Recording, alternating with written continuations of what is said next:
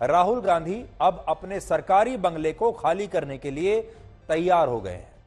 राहुल गांधी ने आज लोकसभा सचिवालय के डिप्टी सेक्रेटरी को एक चिट्ठी लिखी और उन्होंने लिखा उसमें कि उन्हें उनका सरकारी बंगला खाली करने के लिए जो नोटिस भेजा गया है उसमें नियमों के तहत बंगला खाली करने की जो समय सीमा बताई गई है वो उस आदेश का पूरी तरह से पालन करेंगे। और उन्होंने इस चिट्ठी में यह भी लिखा कि क्योंकि वो 2004 से ही इस बंगले में रह रहे हैं इसलिए इस जगह से उनकी बहुत सारी मधुर यादें जुड़ी हुई हैं, लेकिन फिर भी वो सारे नियम मानते हुए इस बंगले को तय समय के अंदर खाली कर देंगे। ये नैतिकता के आधार पर लिया गया उनका एक बड़ा फैसला माना जाएगा। उन्होंने एक बार भी ये कोशिश नहीं की कि वो इस बंगले को अपने पास रखने की कोशिश करें, सरकार को कुछ नए तर्क भेजें, सरकार को बताएं कि मुझे थोड़ा और समय चाहिए या मैं क्यों इस बंगले को खाली नहीं कर सकता, जैसा कि बहुत सारे नेता करते हैं। आज उन्होंने ऐसा कोई बहाना नहीं लगाया और कह दिया कि वो ये बंगला चुपचाप तय समय के अंदर खाली कर देंगे, कोई बहानेबाजी नहीं करेंगे। हालांकि कांग्रेस पार्टी अब भी यह कह रही है कि राहुल गांधी को Z+ श्रेणी की सुरक्षा मिली हुई है और इस सुरक्षा में रहने वाले दूसरे नेताओं से भी उनका सरकारी बंगला खाली अब तक नहीं कराया गया है। इसलिए राहुल गांधी को ऐसा करने के लिए कहना उनके प्रति सरकार की दुर्भावना को दर्शाता है। उनके जो तमाम समर्थक हैं, पार्टी के जो लोग हैं, वो यही बात लगातार कह रहे हैं कि ऐसे और भी बहुत सारे नेता हैं जो आज किसी पद पर नहीं है, जो अब ना लोकसभा में है, ना राज्यसभा में है, ना मंत्री हैं, फिर भी वो सरकारी बंगलों में अभी भी रह रहे हैं।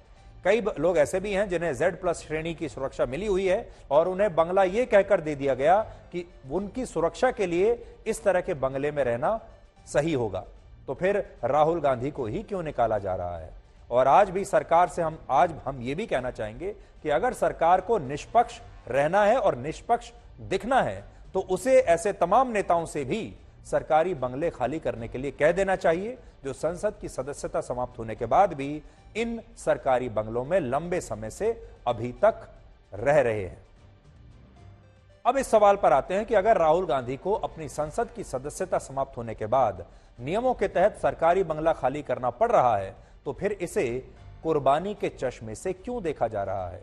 राहुल गांधी ने अगर इतना बड़ा सरकारी बंगला लगभग 20 साल तक उसमें रहने के बाद खाली कर भी दिया तो इसे लोग इतनी बड़ी कुर्बानी, इतनी बड़ी बात क्यों मान रहे हैं? अंग्रेजी में कहें तो what's the big deal about it? ऐसा क्या हो गया अगर खाली कर दिया तो? कुछ लोग इस बात से हैरान क्यों हो रहे हैं? हमारे देश में हर 5 साल में बहुत सारे सांसद अपनी सदस्यता समाप्त होने के बाद इन सरकारी बंगलों को हर 5 साल में खाली करते हैं जब वो चुनाव हार जाते हैं। और यहां बात सिर्फ नेताओं की नहीं है, हमारे देश में करोड़ों सरकारी कर्मचारी हैं जिन्हें रिटायरमेंट के बाद या अपनी सेवाएं समाप्त होने के बाद अपने सरकारी घर या सरकारी फ्लैट्स खाली करने होते हैं और वो करते हैं, लेकिन लोग कभी उन्हें महान नहीं बनाते, ना ही ये कहते हैं कि ऐसा करके इतने लोगों ने बहुत बड़ा त्याग का काम किया है। लेकिन राहुल गांधी के मामले में इस तरह की भावना लगातार देखी जा रही है कि राहुल गांधी कितने महान नेता हैं। देखिए, उन्होंने एक ही बार नोटिस आने पर अपना सरकारी बंगला खाली कर दिया। राहुल गांधी ने ऐसा क्यों किया और लोग इसी पर शाबाशी भी दे रहे हैं, इसे कुर्बानी भी मान रहे हैं। राहुल गांधी जब अपनी किसी गाड़ी में अकेले खुद गाड़ी चलाकर जाते हैं तो भी लोग बड़े अचंभे में हैरान हो जाते हैं कि देखिए राहुल गांधी की सरलता देखिए, उनकी सिंप्लिसिटी देखिए कि इतने बड़े नेता होने के बाद भी खुद अपनी गाड़ी चलाते हैं। लेकिन आपने नहीं देखा, इस देश में करोड़ों ऐसे लोग हैं, देश के हर शहर में, गांव में, जो अपनी गाड़ी खुद ही चलाते हैं। तो इसमें ऐसी क्या बड़ी बात है? सच यह है कि बहुत सारे लोगों को ऐसा ही लग रहा है कि अगर राहुल गांधी अपना सरकारी बंगला खाली करने के लिए तैयार हो गए हैं तो यह उनका एक बड़प्पन है, उनकी महानता है, उनका त्याग है, उनकी कुर्बानी है। लेकिन सोचिए, नियमों का पालन करने में आखिर महानता कैसी हो सकती है?